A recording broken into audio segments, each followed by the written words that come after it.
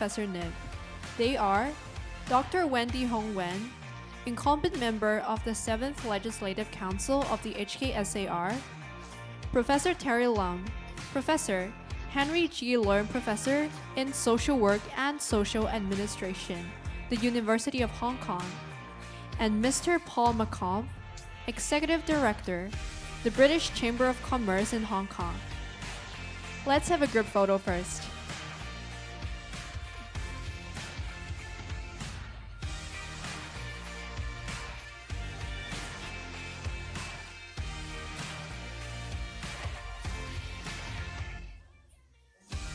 Thank you, everyone. Please be seated.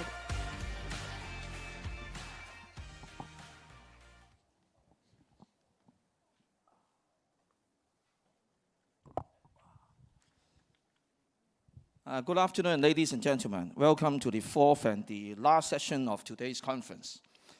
It's always very challenging to be placed at the last session of a conference because it's not easy for one to stay through until the end of the conference. Secondly, I just have 40 minutes left. So, could I invite all you to give a round of applause to all of us in the audience, including your good self, for staying until the end of the conference.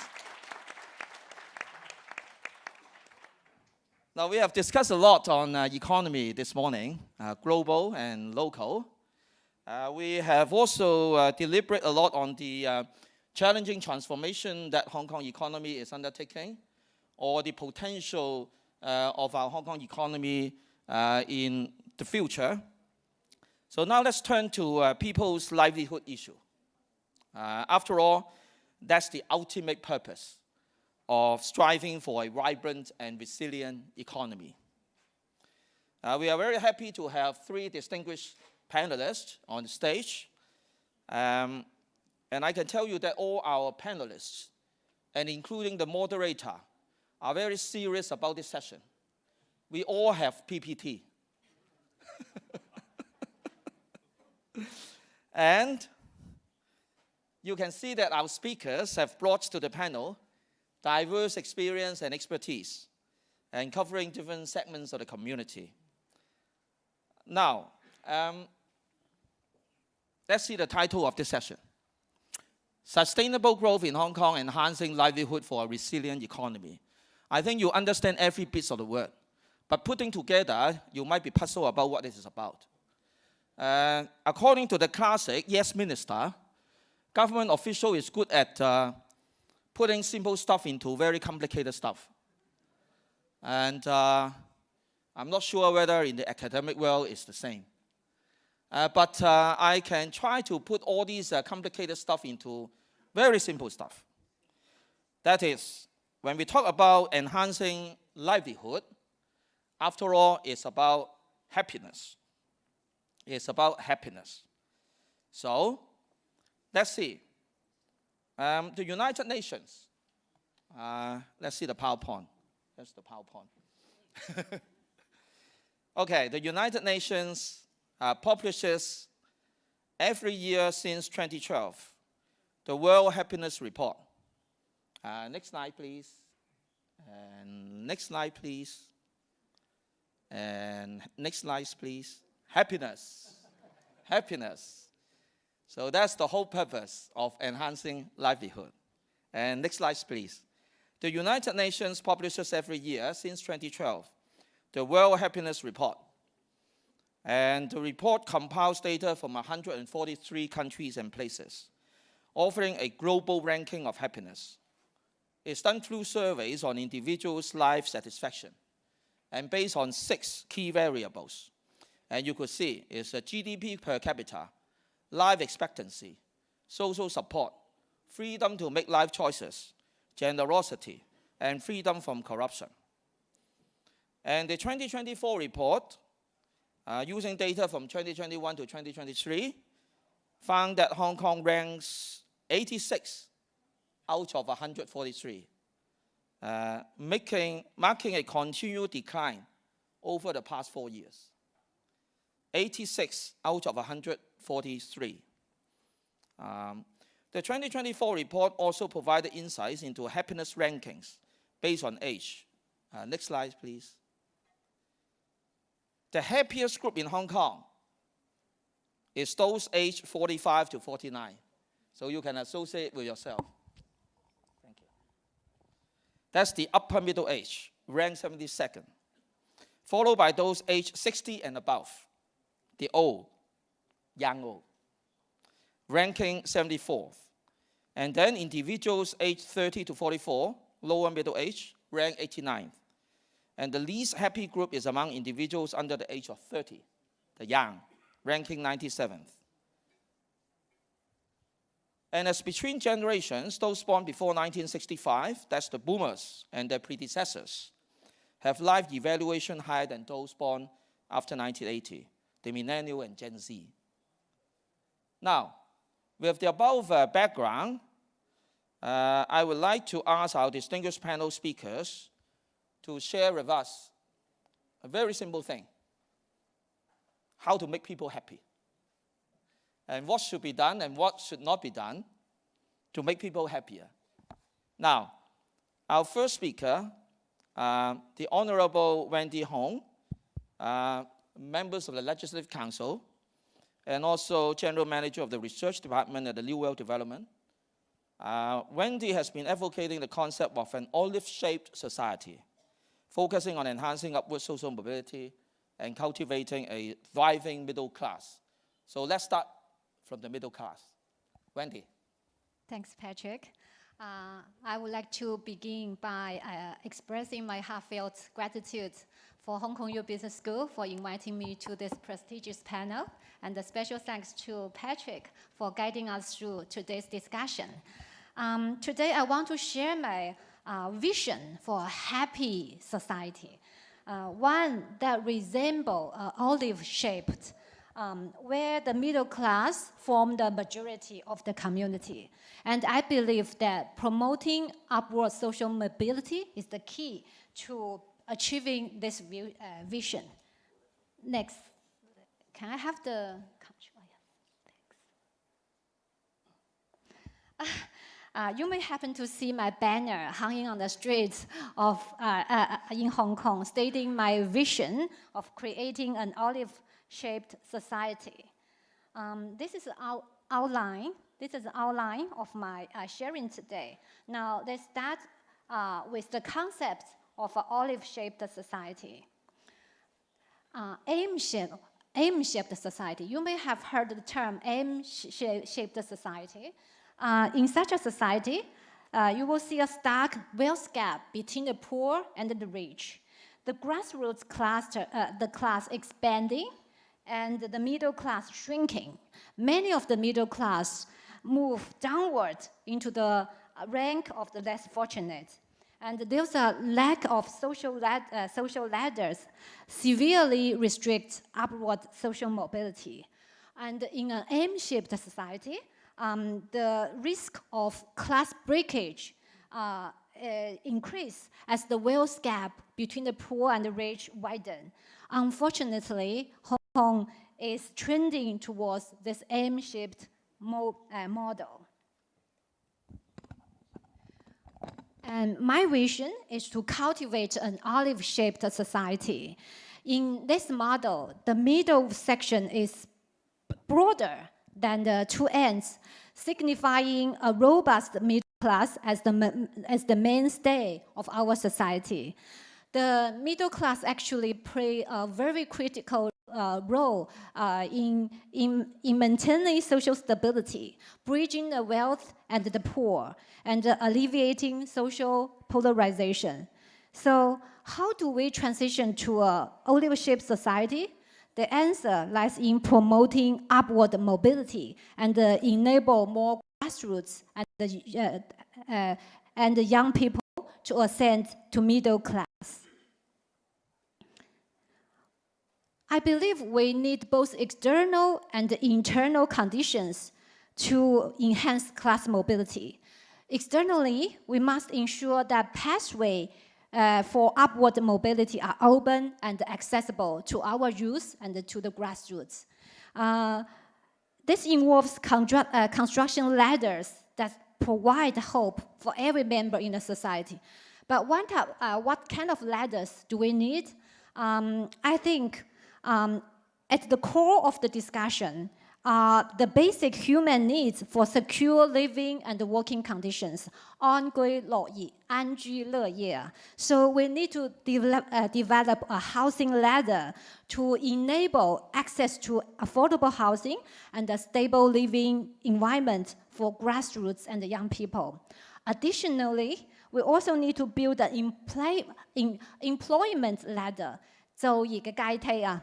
With diversified middle-class work opportunities to provide fulfilling working environment, 樂業.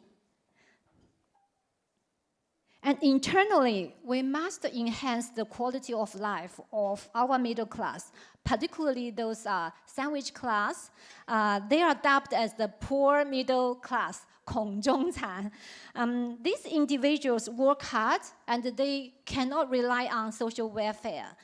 If we can improve their living conditions and make their lives better than those welfare recipients, we will motivate the public to strive for upward mobility. Conversely, if the sandwich class perceived their situation as inferior to those social welfare recipients, then we will encourage a culture of lie flat, 躺平, and depend on social welfare. So the fundamental value of an olive-shaped society is simple. Happiness comes from hard work. This quote comes from our President Xi. Now, let's move to part 2, addressing the housing ladder. I think the lack of affordable housing is a long-standing problem in Hong Kong, with prices far exceeding our purchasing power. We also see waiting time for public rental housing getting long and long, and increasing subdivided units, leaving many young people with little hope for becoming a homeowner.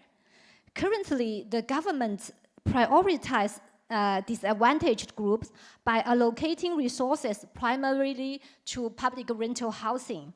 However, while this moral stance is commendable, I think the approach is fundamentally flawed, because the issue is not a shortage of public rental housing. Rather, it's the absence of housing ladder that allow people to climb beyond public rental housing. I believe that the long waiting time for public rental housing stems not from limited supply, but from excessive demand. Hong Kong actually boasts the highest share of public rental housing globally. More than 30% of our families living in public rental housing now, compared to single digits in many economies like Singapore, mainland China, Japan, Korea, UK, many European countries. Yet, the demand has outstripped the supply dramatically. Over the past 20 years, the waiting list has increased 2.5 times. Why did this happen? The answer lies in the sandwich class. After we stopped building a home ownership scheme, 歸屋啊, in 2002 for 1 decade, there's a huge gap in supply of public rental housing and the HOS home ownership scheme. For every 7 public rental housing built in the past 20 years, only 1 home ownership scheme home built during the past 20 years. As we know, home ownership units are subsidized housing for sandwich classes. It is an important linkage between the public rental housing and the private housing. As consequence, we can see downward mobility of sandwich class. Public rental housing has become the best choice for many people. And we can see young and educated people deliberately quit jobs or control their income in order to be qualified for queuing up for the public rental housing. The second consequence is that without the housing ladder, public rental housing residents unable to move up the social ladder, leaving the turnover rate of public rental housing extremely low. Many people are locked in the public rental housing. They limit their income deliberately and limit their career development in order to be qualified to keep their public rental housing. Such a situation is obstructing seriously our upward mobility. Hong Kong has the lowest labor force participation rate now in all countries that I can get data. Hong Kong's labor force participation rate is 56, compared with 68 in Singapore, and more than 60 in mainland China, in Japan, in Korea, in all other Asian economies. Meanwhile, we also see a drop in home ownership in Hong Kong. Only 49% families in Hong Kong own their flats, compared with 90% in Singapore, 90% in Beijing and Shanghai, and above 60 in almost all developed economies. Sandwich class, either eligible for public rental housing or can afford private housing, is expanding rapidly. More than half of our youth belongs to sandwich class.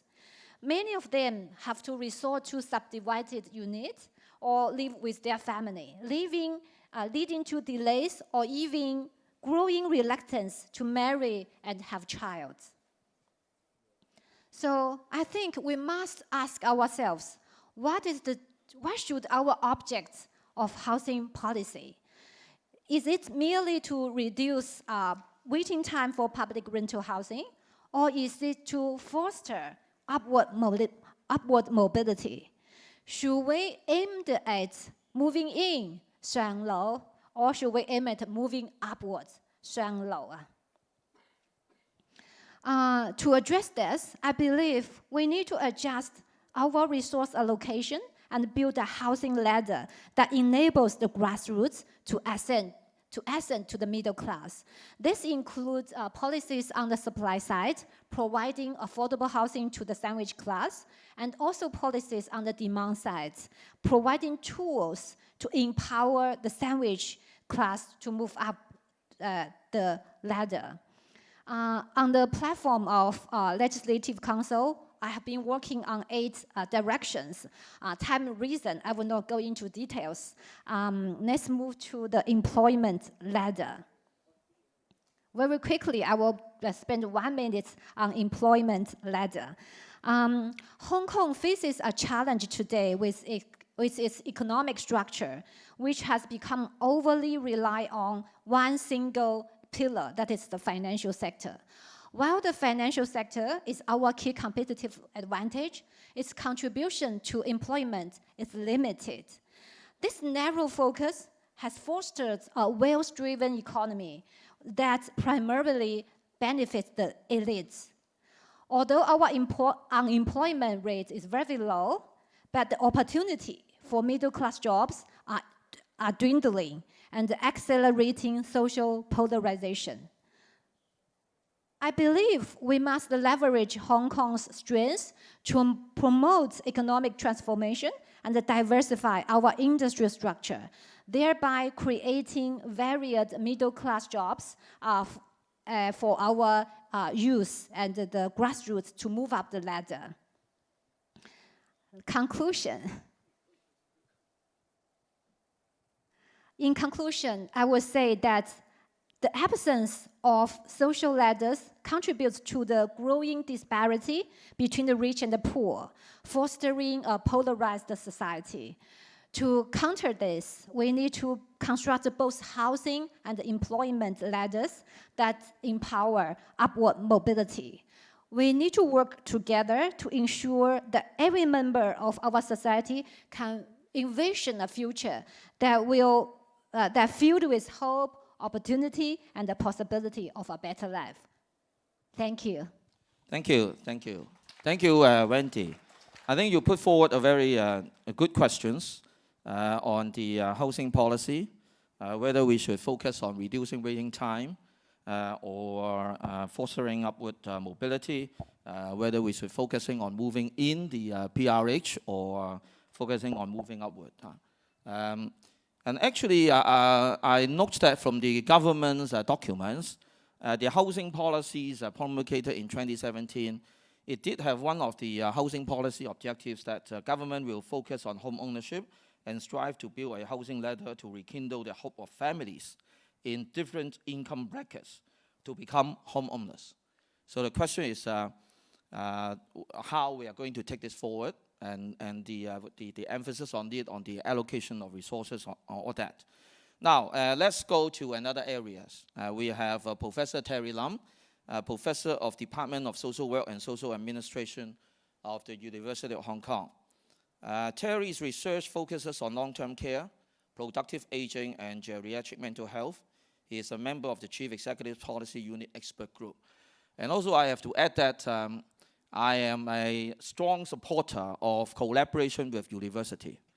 When I was the Director of Social Welfare, Terry, in his capacity in the Department of University of Hong Kong, has helped us in taking forward and formulating the residential care voucher scheme and the community care voucher scheme when I was the Director of Social Welfare.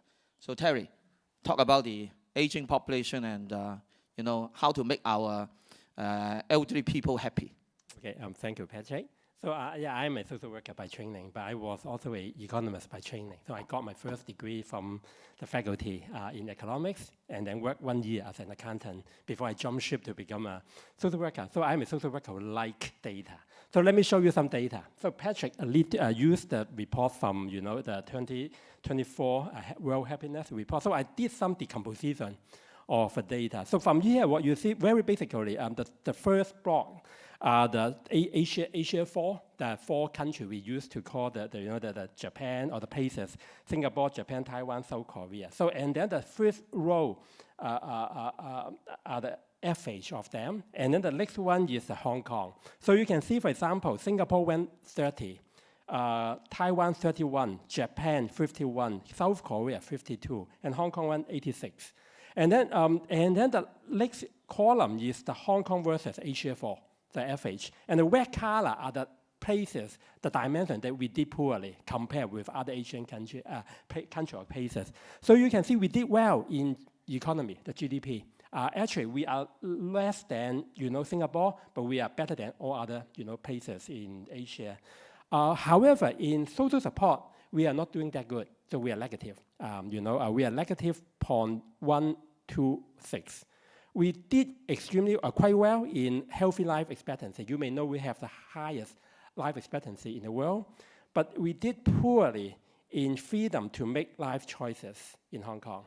And then another one is the residual.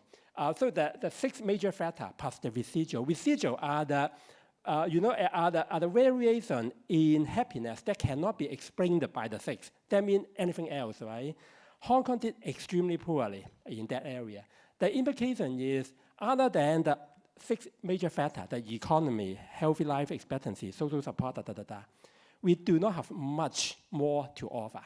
So we are very homogeneous, very single, kind of, we have a society that doesn't have much diversity in our daily life. So we go back to the presentation by Wendy Gunn this morning, right? So Wendy talked about the importance of culture, of art to happiness. So in a society, when we focus so much, for example, on GDP per capita, on healthy aging, and then we are not providing an opportunity, a lifestyle that support a diverse, a lifestyle in Hong Kong. We are not allowing people to make more choices, in their life course. So, and then the lower box here, which you don't see because we are sitting here, but it is the top 5, Finland, Denmark, Iceland, Sweden, and Israel. And then we have the average of the top 5. And then, again, you look at the color here, we are pretty much in par with those top 5 in GDP. However, we did poorly in social support. Social support, that means if you need help, can you get help from your friend or your family? Somehow, we believe Chinese people should be able to get more help from family, right? But in fact, we did poorly compared with those European countries. And then we did very poorly in the area of freedom to make life choices. And then we did extremely poorly in the residual. That means European people living over there, they have, other than economics, other than health, other than freedom to make life choices, other than those 6 major factors, they have more to their life that make them happy, that cannot be explained by those 6 factors, but we don't. We don't have those factors in our system. So this is a very quick kind of summary. Hong Kong compared with Asia 4, right? So we did well in GDP per capita. We did well in life expectancy. But we did poorly in social support, in freedom to make life choices, and in the residuals. And then compared with top 5 in the world, we did well in life expectancy. We are in par with those countries in terms of economic influence on happiness. And then, but we did poorly in social support, freedom to make life choices, and residual. Compared with mainland China, the patterns are exactly the same. So we did poorly in social support, freedom to make life choices, and residual. So, however, those factors do not affect different age groups the same. That means, think about it this way. If you are older people, I would pay more attention to healthcare, right? So healthy life expectancy is important for me. If you are a young person, you may pay more attention to something else, right? To life choices, whether you have a freedom to make life choices, right? So that means if you look into factors that are affecting happiness, the factor we identify that positively or negatively affecting life choices also have differential effects on different age groups. So here is a relative ranking. The top 5, the Asian 4, and Hong Kong in terms of age group. So for example, if you look at Singapore, they went 30 overall, all ages. But for young people, 54, that means lower than average, right? For middle, lower, 36, still lower than average. However, for upper middle and the old, their ranking is better than average. That means, the older people and the middle, upper middle people in Singapore are happier than Singapore population as usual. So the bottom, the last row, which I think you are difficult to see, is the Hong Kong, right? So I also have the arrow going down, going up. So for the young people, you have 2 arrows down. That means for the young people, they are significantly lower than our average ranking, 86 versus 97. Lower middle, 98 versus 96. But for the old people, 74 versus 86. That means they went higher than our overall average. And then for the middle, upper middle, the same, they went higher. So this is kind of decomposition on the relative. So the relative ranking plus age group, right? So the plus side is the factor that make Hong Kong happier. The negative side is the factor that make Hong Kong less happy. And when you have 2 negatives, that means it is more important, making Hong Kong more unhappy, lower than other countries. So, and then you can, I have the four age group here, and I have the cause, right? So when you have, this is subjective, relative subjective. When you have 1 cause, that means it is important. When it has 3 causes, that means it is very important. So I believe, for example, for the young people, GDP is important pretty much for every group, but it is more important for the old and the upper middle because they don't have much years of working, in the future. That means their economic position now pretty much will carry until they retire. So they will be, for young people, although they may be low nowadays, but they can be much higher if they work hard, if there is opportunity. So that means for them, the economic situation at this point may not be as important as the economic situation 10 years later, right? So they still have hope to participate in the economy. for social support, I think it is important for the young people. Also important, very important for the old people. Healthy life expectancy, I think for young and for the lower middle, they don't care much, right? For the upper middle, for the old, they care, the healthy life expectancy. Freedom to make life choices, very important for the young. Important for the lower middle, not that important for the upper middle, because they already make most of the choices, and they benefit from their choices. And for the old people, I think they don't care. They don't, they are not going to work, right? They are not going to have another, create another career. And then the residual, I think, for older people, I am also, I'm getting into the old group. I think for me, I pretty much know how I want to live my life. However, for the young people, I think they want to have more opportunity to explore more. So they want to have factor that is beyond economy, beyond health, and beyond just, other typical stuff. They want to have a diversity, culture, sport, and other stuff, right? So why do we have such an age difference, right? So basically, my observation is factor that is positively making Hong Kong higher ranking than other countries affect older people more, while factors that make Hong Kong ranking lower than other countries affect young people more. So when you put these two together, what you find out is the young people and the lower middle become more unhappy, while the older people and the middle become more happy, high happiness in Hong Kong. So if that is the case, what can we do, right, to make people in Hong Kong a little bit happier? So let me my observation. I work in elderly policy in Hong Kong. So what makes Hong Kong older people happy, right? Basically, we have a good healthcare system, although we need to wait a long time. But basically, in Hong Kong, you never heard a person become bankruptcy because of healthcare costs, right? In the United States, healthcare costs are one of the major reasons for older people getting into bankruptcy. So in Hong Kong, we have a very good public healthcare system. Although the waiting time are long, but pretty much it won't dry up your economic resources. It won't make you,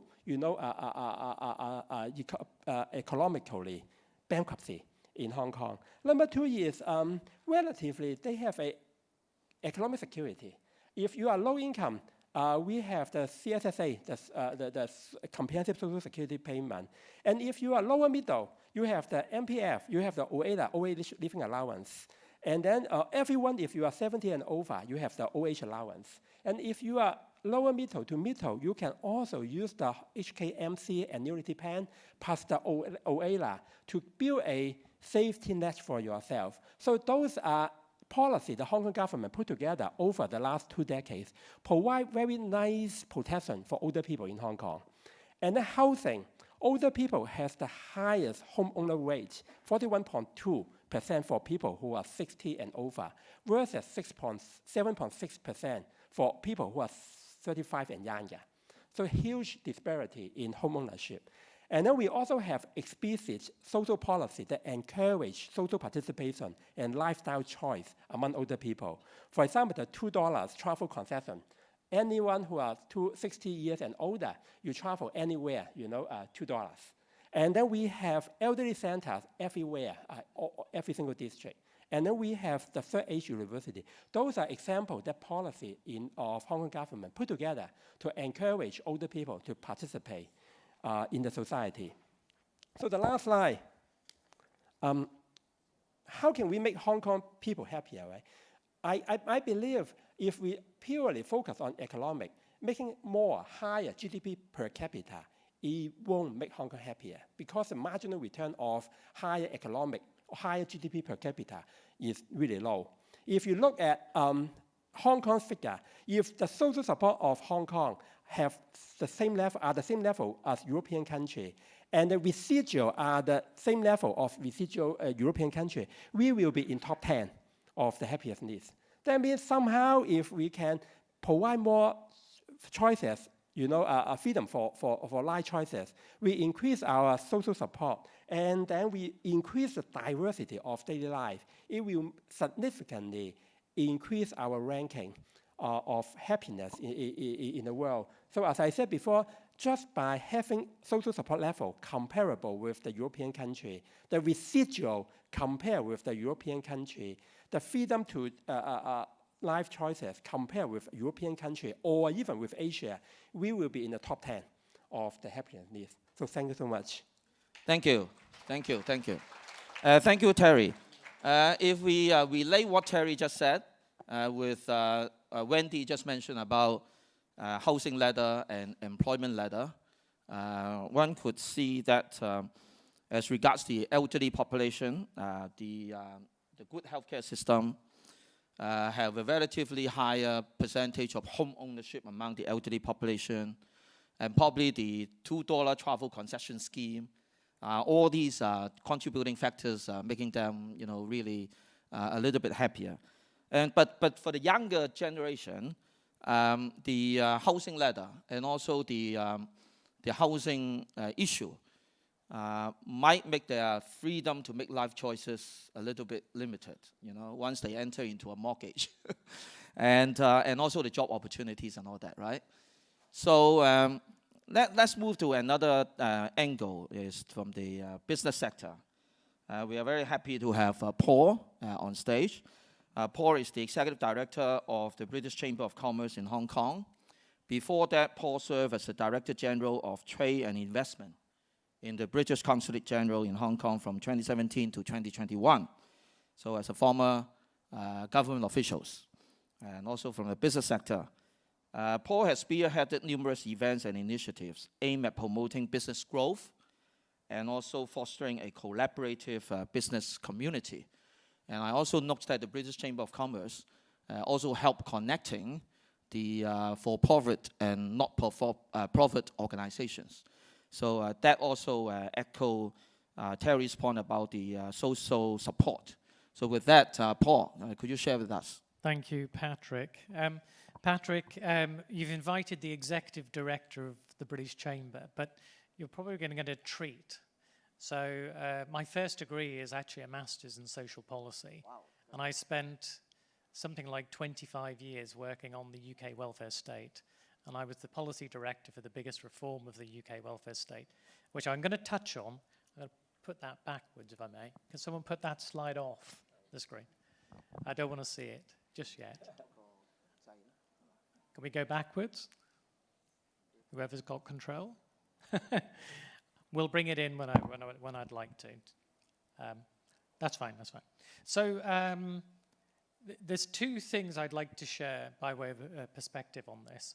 And I've got to say, it's been a bit of a journey doing a panel with you, Patrick, because normally I've got my usual patter where I talk about, how business confidence is, what we're doing about UK Hong Kong relationships to promote trade, investment, and all of the rest. And then Patrick said, I want to talk about happiness. And it's quite a profound topic to get your head round. I think Mahatma Gandhi said, when your soul and your head and your heart are aligned, then you're happy. But other philosophers have said one of the biggest creators of unhappiness is the pursuit of happiness. You can get depressed because of what you've not got. So it's a very, very wide concept. Now, as it happens, I had the pleasure of working for a particular government minister, a chap called Mark Price, and we brought him to Hong Kong when I was a diplomat here back in 2018, because he spent his entire, have you heard of the John Lewis Partnership in the UK and Waitrose? And these are big employee organizations where all the employees are effectively shareholders in the company. And Mark was the chief executive of that organization. And the one thing that he saw was he could get more out of the employees if they had a stake in the business in which they were operating. So they weren't shareholders in the classic, I bought some shares. They were part owners. And they voted on things that mattered to them as a group. And the sort of three things that Mark used to define him, actually, when he went to big conferences, because it was a listed organization. And everyone would be talking about profits, return on investment, all these sort of classic financial service things. And Mark would always bring up the topic of happiness. And he said, number one, I get the best out of my people when they're happy. How do I know they're happy? Because I measure it, and I measure it religiously. Their survey, people do people surveys. Their survey had a question in it, and they repeated this, I think, 3 or 4 times a year. Were you happy yesterday? And they started to really delve into these things as a pulse for how happy the organization was.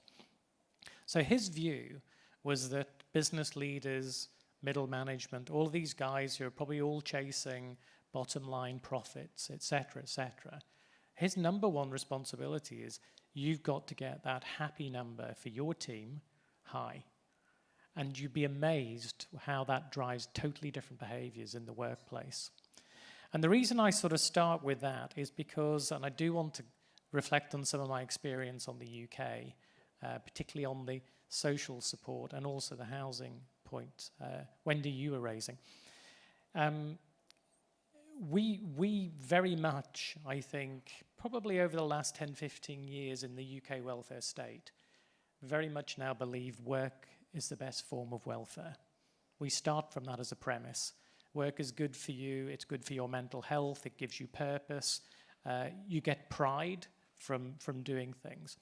And but for a long time, if I go post-war up to that period, actually our mindset was chase need.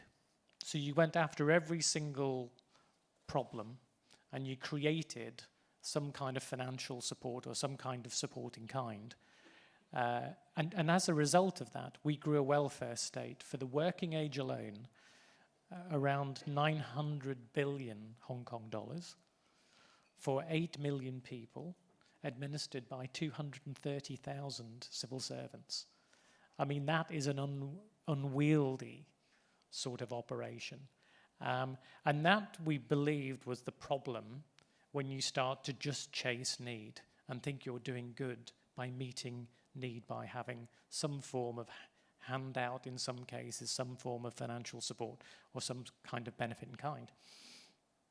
So in 2010, we had a new government with David Cameron coming in. I'd previously been running the welfare benefits system, and I was asked to be the policy director for a new way of thinking about the welfare state and social support. And it really does play to some of the comments the guys were making here. So hopefully this chart, can you bring that first chart up? I only have 2 slides. No, previous one. Thank you. Just a quick show of hands around the room.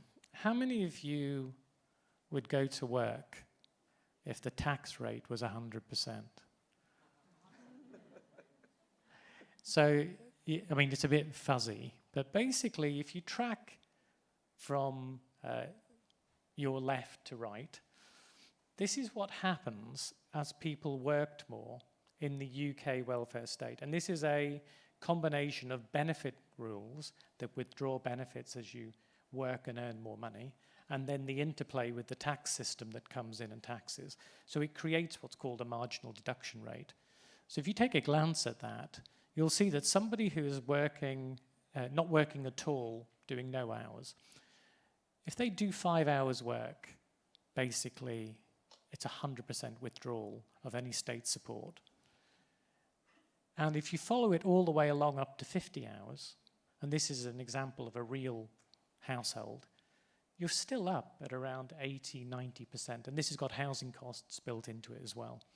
And this was the problem that the government in 2010 inherited and wanted to fix. If I could just put the next slide up, please. And this was the solution.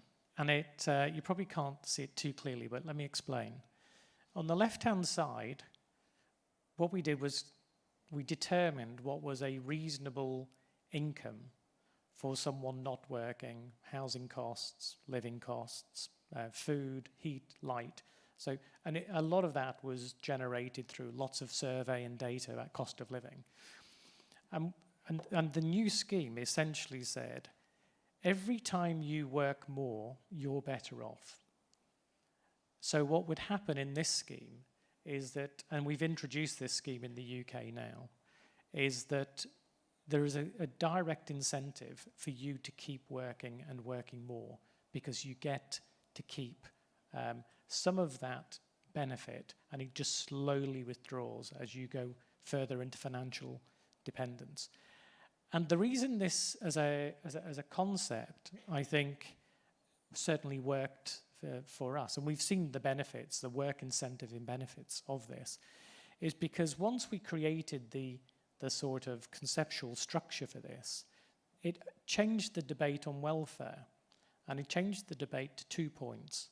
One, how much is enough if you're not working at all? So what's a reasonable cost? And in Hong Kong, I'd imagine that figure is quite high, significantly high because of housing costs, potentially. And number two, for different groups, you could actually create bigger incentives. So that rate of withdrawal is a political decision. The UK went for 60 pence in the pound. You could make it 50 pence in the pound, 40. So you can make a decision on the rate of withdrawal, which creates even greater work incentives. Also, you can actually say to particularly people who are in harder situations, you can keep more of your money as you work in these early stages. So for disabled people or people with conditions, we used to say you can earn £10,000 a year and it'll have no impact on your benefits. And that was an incentive to those groups, because for them, the idea of going into work and giving up benefits is a massive risk, because if their health condition flares up, they go back out again. So the risk is too great, so they don't bother.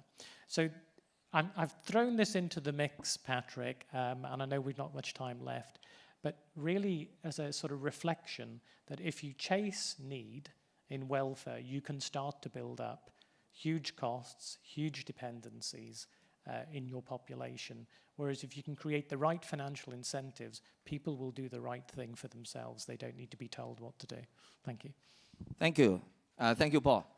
I think Paul has given a very good example of how government policy, put it in the right perspective and the right direction, could affect behavioral change. And actually, in the case of Hong Kong, there's long been the government policies of encouraging people to work on self-reliance.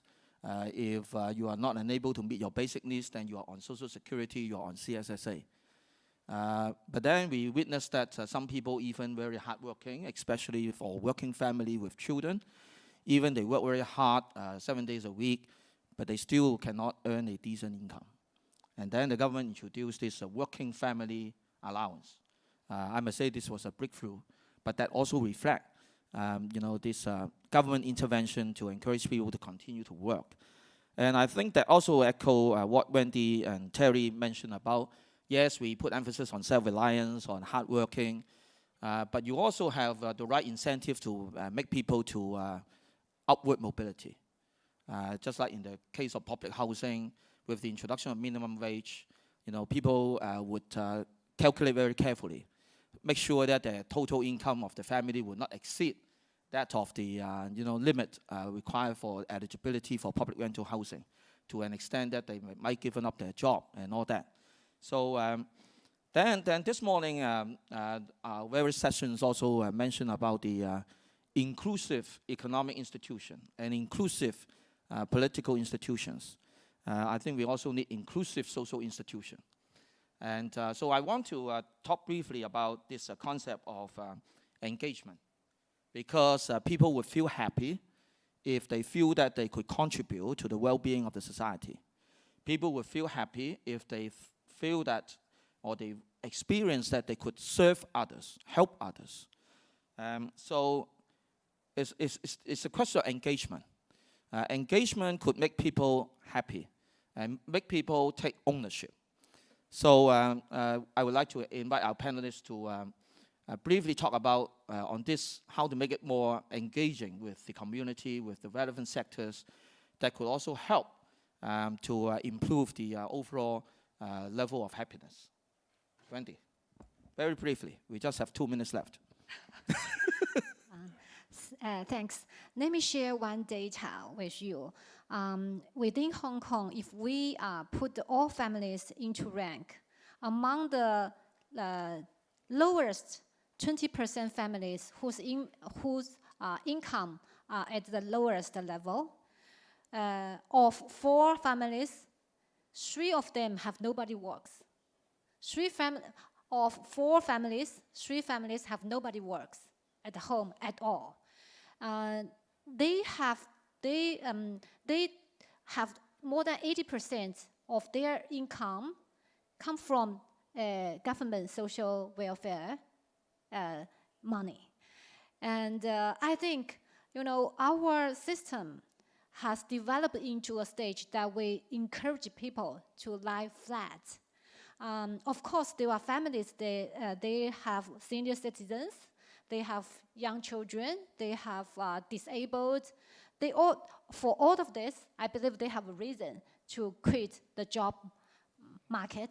But there are also a significant percentage families who are able person, who are in the working age, totally, don't participate in the work at all. So we need to, I think, to engage them, we need to both pull and push. We need to, for example, we need to exit mechanism for some social welfare for those kind of person. At the same time, we need to provide incentive for them to be able to stand on their feet and don't rely on the public social welfare.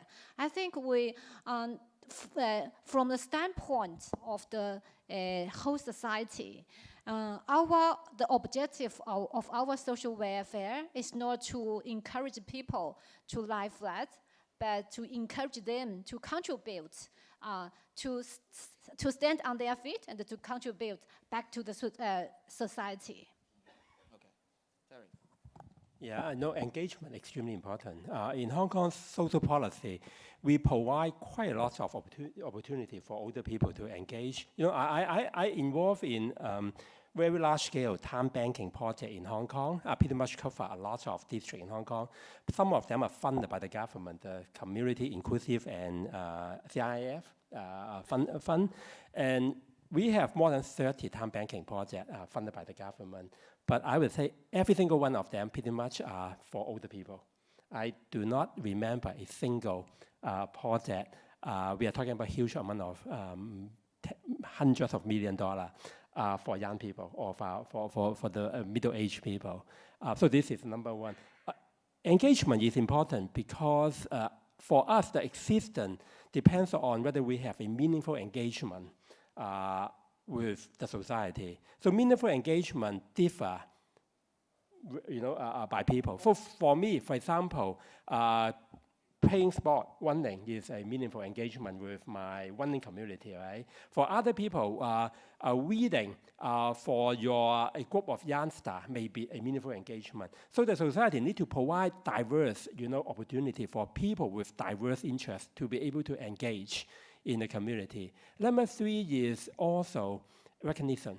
We need to be able to recognize the engagement. A little bit more than a month ago, I went to Singapore to visit the resident community, and then look into the way they promote resident community from observer to volunteer to community leader. They have a strategy, Singapore government, to get people, even new immigrants, to engage in their own residential community with resources attached, with a little bit perp. So they apply a lot of behavioral economics principle to move people from just an outsider into an engaged community leader. So it also tells us why Singaporeans are so much power of their own community as well as their government, because they are not just a bystander in their country, they are engaged at the very basic level, the residentship level. And then the final word about public housing, right? Home ownership. Singapore has very high home ownership rate, but the houses were built by the government. The house were not by the private market, right? Every Singaporean in your lifetime, you have 2 chances of buying a public housing, but it is buying of public. So it is a deliberate social policy to make people feel you are engaged in the community. Hong Kong, Singapore, pretty much start public housing policy at the same time. Hong Kong make a decision to rent it out. Singapore make a decision to sell it to the resident. The Minister of Singapore once said housing policy for Singapore is not for housing, it is for nation building. It is important for a citizen of a young country to feel they are a stakeholder in the society. So engagement, stakeholdership is really important for happiness. Okay, Paul. Yeah, I mean, I'm a great believer in measuring. If these things are important. Now, the happiness index had some indicators in it. I instantly was looking at that thinking, well, you can play around with GDP and affect your place on the league table. There's things you can gain there. My sense is, first of all, you've got to accept feedback as a gift. You should be bold and brave enough to actually ask the questions that are most important to engagement. And I know within businesses, they will ask questions like, are you proud of working in this organization? Will you be here in 12 months' time? How happy, these sort of questions. So my sense is, if we want to make progress in this space, we've got to reach out, measure it, respond, and keep the cycle going. Okay. Thank you. In the interest of time, any burning questions that you have to ask before you leave this venue? I'm very happy. Thank you, Dean and Hei Wei, for inviting me to be the moderator. I'm very happy. Any burning questions? Okay, then just a very brief few remarks is that we cover enhancing livelihood. Enhancing livelihood is the ultimate purpose of striving for a vibrant and resilient economy. And enhancing livelihood, to be very specific, is happiness. And happiness, for various sectors, they might have different needs. So we need evidence-based, we need data to understand the situations there. So collaboration with university is very important. And then engagement, and make it inclusive, and to have the right measures. So the leading role of the government, of course, is important, as we have heard throughout the day. But increasing the social support, making use of the available resources in the community, social capital, making it to the full use is also very important. And I understand that everybody is eyeing on the budget to be released next month. So I would like to end by a quote relating to budget. I like the quote very much. The budget is not just a collection of numbers, but an expression of our values and aspirations. So with that, thank you very much. Thank you. Give a round of applause to our speakers. Thank you.